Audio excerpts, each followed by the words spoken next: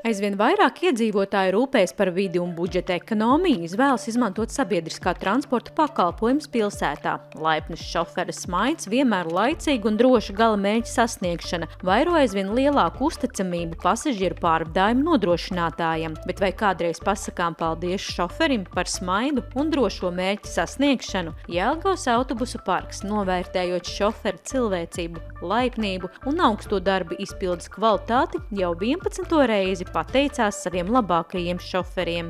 Jā, tātad šī tradīcija mums jau ir 11 gadus, tātad un iedzīvojusies gan mūsu darbinieki, gan autobusu vadītāju vidū, un autobusu vadītāji zina, kad gada noslēgumā rezultāti tiks apkopot un labākie tiks godināti gan ar pašvaldības goda rakstiem, gan arī ar mūsu naudas balvām un dažādām citām balvām. Tā kā gan mēs, gan autobusu vadītāji šo pasākumu vienmēr gaidām.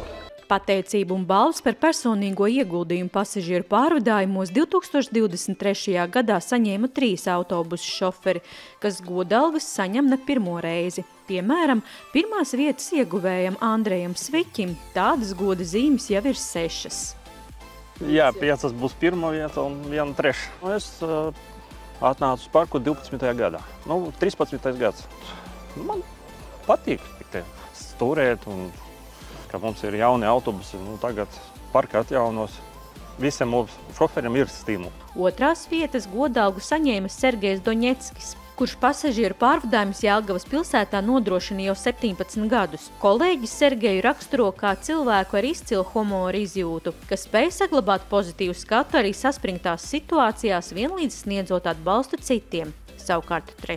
vietas apbalvojums tika pasniegts autobusu šoferim Agrim Šperam, kas Jelgavas autobusu parkā strādā jau 11 gadus un atzīst, ka strādā atsaucīgā un motivējošā kolektīvā. Katrā gadījumā tas ir, es domāju, ka labi.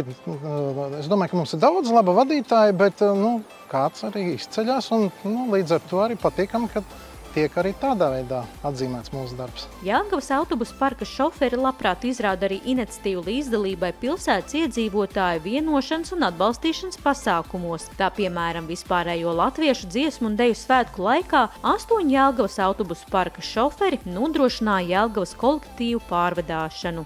Un arī skatoties pēc tam jau bildēs, ko bija fotografējuši gan paši rīznieki, gan paši dejotāji, gan paši autobusu vadītāji, es domāju, ka tas pasākums gan mums, gan visiem jelgavniekiem un visai Latvijai kopumā bija izdevies ļoti veiksmīgs. Atskatoties uz aizvadītā gada paveikto, var apgalvot, ka darbi ritējuši raiti un paveikti daudzi nozīmīgi soļi turpmākajā attīstībā. Pavasars ir tas laiks, kad mēs skatāmies un vērtējam, kā tad aizgājušais gads ir bijis. Un gribētu teikt, ka autobusu parka pārvadājumi ir auguši, līdz ar to paldies autobusu parkam par padarīto darbu, par veikumu un par labo attieksmi cilvēkos pret autobusu pārvadājumiem. Pērn sasniegs ne tikai lielākais pasažieru pārvadājumu skaits, bet arī uzlabota norēķinu sistēma, kas ērti izmantojama aplikācijas veidā. Esam ieviesuši šo virtuālo karti un virtuālo kontu un izveidojuši šo mobīlo aplikāciju. Tātad, ja cilvēkam ir vietālrunis, tad lejuplādējot šo aplikāciju, vairs nav nepieciešama fiziskā karta, bet šo visu var virtuāli izdarīt un gan papildināt, gan arī norēķinus veikt autobusā virtuālā veidā. Jelgavas autobusu parks ikdienas maršrutos izmanto arī elektroautobusus un lūkojas jau jaunās inovācijās.